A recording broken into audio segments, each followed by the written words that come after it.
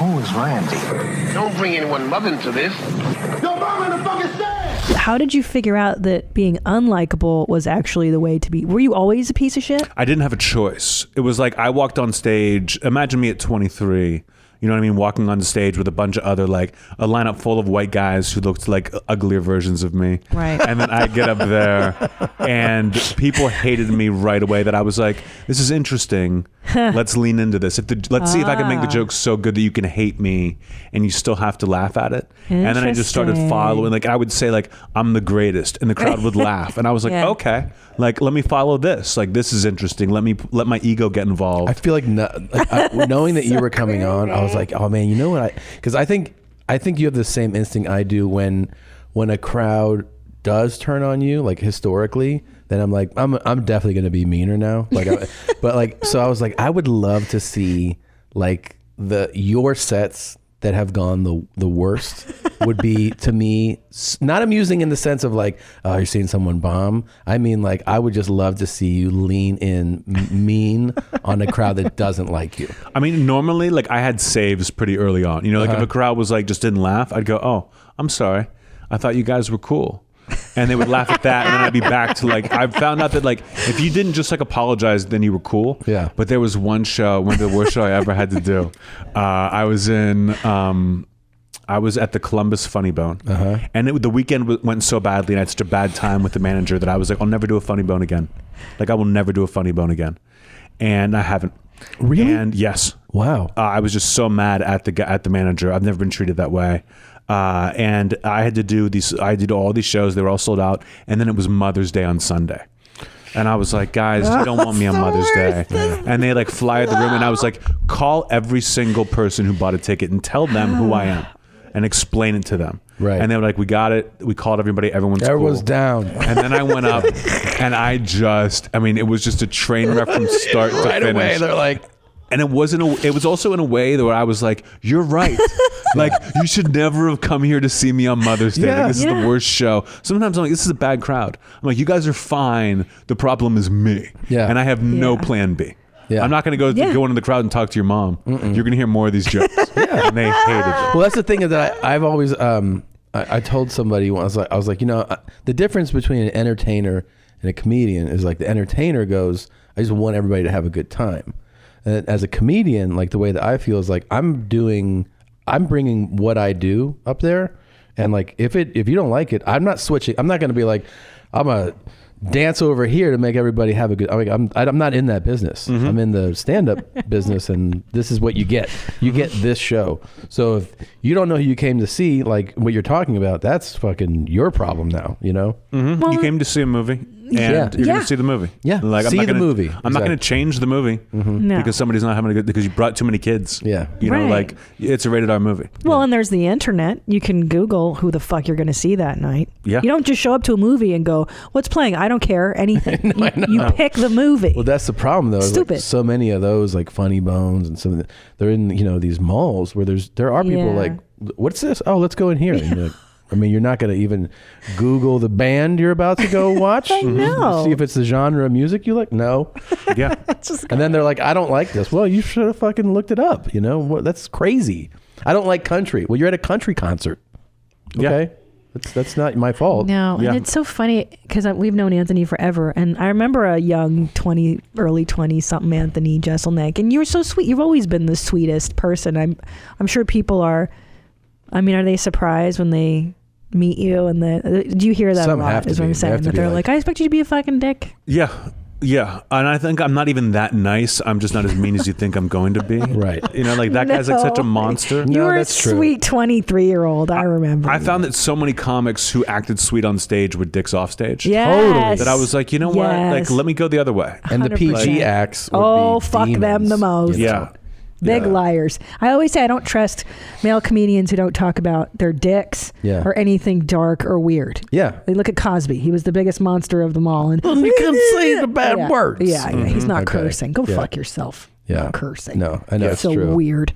And the nicest comics usually have like the most fucked up material. You see that across the board. Because you get it out there. Yeah. So that it's not in you. Yeah. It's true. So were you always... No, so wait. So a young Anthony Jeselnik, did you always have confidence? Were you... I had some confidence. You know, I knew I read a lot, and so I felt like I was smart. You I a wasn't, lit like, major? smarter than other people. Is that right? Yes. Yeah. I wanted to be like a novelist. Are you an Ivy League guy too? No, You're I smart. went to Tulane. I was like, Isn't that I was in Ivy? honors classes. New Orleans, right? Yeah. Mhm. Oh, it's like a party school. Yeah. You get They would call it the wasted? Harvard of the South, but there's like 8 Harvards at the South. Yeah. But I was in like honors classes, but I was the class clown in honors classes. So You're I was like smart. underachieving. Yeah. So I was smart, Yeah. I guess, but not like a genius. Yeah. Not like now. No, like now, of course. What were your parents like? What'd you grow up like? I was the oldest of 5 kids in What? Pittsburgh. 5? I did not know this. 5 kids in 7 years. Me, 3 girls, and a brother. And so like the family was just like, my dad worked, my mom was just running us around to different activities. And What do your siblings think of, like, you know, who you are now? Are they like, they're very proud of me. I think they can get a little annoyed that my parents or my mom is like obsessed with me. No. Like, it's like, did you hear what Anthony did? Listen to this Anthony's podcast. Like, watch Really? Anthony's special again, and then like we get it. Like, we're fans. So but, you're the like, favorite, clearly. I went from the black sheep to the golden child. Ooh. because of success? Yes. Yeah. It's a fame. Success just trumps everything. They would even be embarrassed of me, like my material and stuff, until like neighbors started knocking on the door to be like, your son was great last night. You know, then they were cool, but they were like, he's actually a nice kid. And they were like, no, we get it. Yeah. Like, he's a performer. yeah, we're not fucking morons. Yeah, Yeah. It's We figured good. it out. But Yeah. they were embarrassed until they had something to point to. Like early on, I was doing well. Like I would be on Kimmel. You know, I would be on Conan or on Premium Blend. Yeah. My parents didn't know how to tell people that. They didn't know what that was. So they just told everyone that I wrote for Jay Leno. That was like showbiz to them. Which would be the last job you could Exactly. probably keep. So I would come home and I'd be like, all proud of myself. Like maybe they saw me on Kimmel and they'd be like, so your parents tell us you're writing for Leno? And I'd be like, no. And they'd be like, oh. Oh. I'd be like, but, and they'd be like, yeah. No. Whatever. Your dad lied to me. Yeah. And my dad told somebody I was on SNL one time, and I was like, what? He's like, well, you were on a thing. I was like, you said Saturday Night Live? And he was like, I don't remember. I'm like, that's what they said, so that's what you said. Yeah. Like, he was just like, well, I remember it was TV. I was like, yeah, it's a distinction though, right? Like, Yeah, like TV to them, like SNL was TV. It's like they just don't yeah, know. they're just like, he's a comedy show on TV. I think it was SNL. I'm like, okay, that's cool. He I don't know if you get this from your parents. My dad called me. He was like, I was at Rite Aid and the pharmacy. The lady's your biggest fan. I was like, oh, that's cool. So when you're here, if you want to go say hi. And I was like, I don't want to do that. He was like, oh, I thought you would. I go, why do you think that I would want to go to Rite Aid to meet the lady? And he's like, she's a big fan. I'm like, I appreciate it, but like, I don't want to go to Rite Aid to meet the pharmacy lady to be like, hey, I heard you like me. What's embarrassing? Like, how presumptuous of you to be like, Yeah. here I am. You want to take a I picture? don't have any meds to pick up, but My parents used to give out my email address. No. I was like, you got to stop. You got to stop it, guys.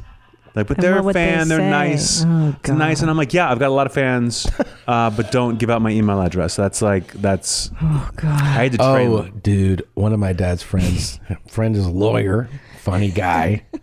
So he's been writing some material, and I'm like, boy. and he's like, I thought you might read it for him, give him your thoughts, and I'm like, nope. Read your lawyer friend's like written monologues and then give him feedback. Yeah, my I thought God, that would be Steph. nice because he Steph. likes to write. It's And I was fun. like, When I No, first dude. started, like I just done like some bringer shows, some open mics. My parents were like, one of your like second cousins contributes jokes to Craig Kilborn on like his like late show. Would you want to like email him and talk to him? And I was like, yeah, I guess, I'll try that. And so I like sent him the transcript of like my first ever stand-up set. And then he like looked at it and was like, okay, like, and it was like, of course it was terrible, but now I wonder what that guy's thinking. Like this fucking guy is Nice. now like, That's like I remember reading that. amazing. that's Yeah. hilarious. How do you many- get email jokes? Do you get email jokes? Yeah. I get like on my website, hey man, big People fan. like, oh, you have an email address on your website? Yeah. And they'll go, big fan. I was thinking about this and thought you could do something with this. Like, yeah, I could press delete on this shit. And I'm like, you just think I'm going to like, say then sometimes they'll do it for specific. I saw you're coming to Kansas City. It'd be great if you referred to, the place over on 23rd Street. I'm like, I found that like no comics can give me advice, no matter how like amazing the comic is or how much I respect them. Yeah. I mean, I've had like Chris Rock has been like, try this, and it has not worked. Right. Jim Gaffigan's like, try this, and I'm like, okay. Some people now they're like, can I give you a piece of advice? And I'm like, no, you cannot. It just won't work. But I remember Russell Peters comes up to me, and I love Russell Peters. Yeah. But he comes up to me at the Improv, and he's like, I thought of a joke that only you could do. Do you want to hear it? And I'm like, you're Russell Peters. Like, yeah. And he's like, hold on, I got to do a set. I'll be right back. Goes and does the set, comes back to me, and I'm waiting, and I'm just like, I wonder what this is going to be. And he's going through his phone for like 5 minutes, and finally goes, something about Make-A-Wish kids. that's it. Yeah. And I go, that's not a joke. Yeah. Like, that's not a joke. Yeah.